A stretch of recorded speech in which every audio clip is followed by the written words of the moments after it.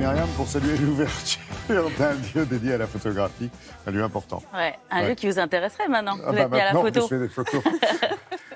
Alors c'est un nouveau lieu effectivement, le nouveau temple de la photographie qui a ouvert mi-octobre. Alors je vais faire ma petite minute Henri-Jean Servat, un lieu qui a été inauguré par son Altesse Sérénissime Kate Middleton, effectivement l'épouse du prince William, futur roi d'Angleterre. Donc c'est plutôt pas mal, donc c'est plutôt la classe. Donc moi je suis allée voir effectivement ce lieu. Alors on se trouve au Royal and Albert Museum. C'est vraiment dans l'enceinte de ce musée que ce nouveau temple de la photographie a ouvert. Pourquoi dans le Victoria and Albert Museum? Eh bien tout simplement parce que c'est le premier musée au monde à avoir débuté une collection de photos en 1850. Et aujourd'hui, ce musée possède la plus grosse collection de photos au monde.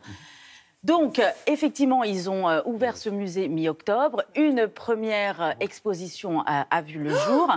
Et c'est une exposition qui nous permet de traverser l'histoire de la photographie, de son la invention. salle derrière, on voudrait y rentrer. Voilà.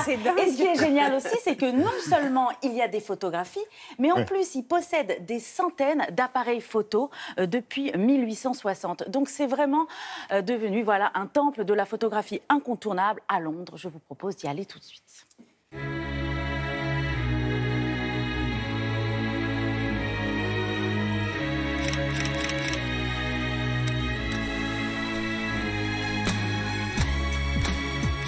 L'exposition de ce nouveau centre photographique présente l'histoire chronologique de la photo. Des photos issues de la riche et vaste collection de ce musée.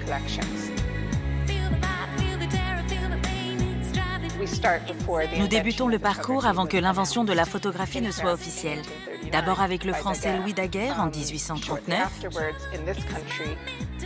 puis avec le britannique William Henry Fox Talbot qui inventa le négatif.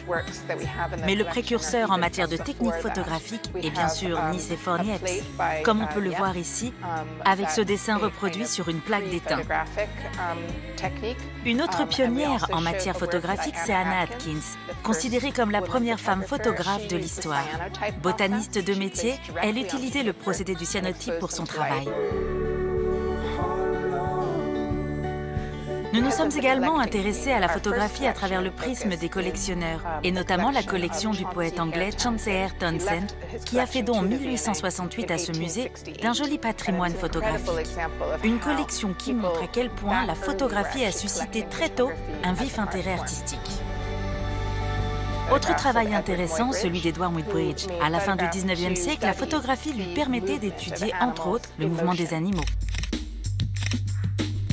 Nous laissons bien évidemment une place de choix à nos photographes contemporains. Le photographe allemand Thomas Ruff a eu carte blanche pour nous proposer des œuvres imaginées à partir de clichés de notre collection. Thomas Ruff a donc choisi de travailler sur une série photographique inspirée par les négatifs sur papier de l'Inde des années 1850.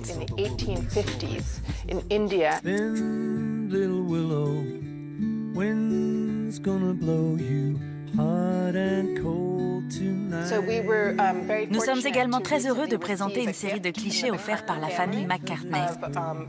Des clichés immortalisés par Linda McCartney, l'ancienne épouse de Paul, mais aussi le travail de leur fille Mary, aujourd'hui photographe.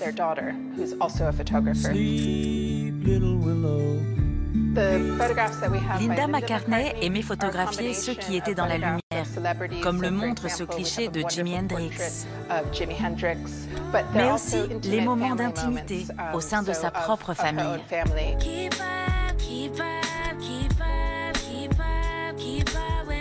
La photographie est un outil fascinant, déjà en tant qu'objet de collection, mais aussi parce que la photographie elle-même est un témoin fidèle de notre temps.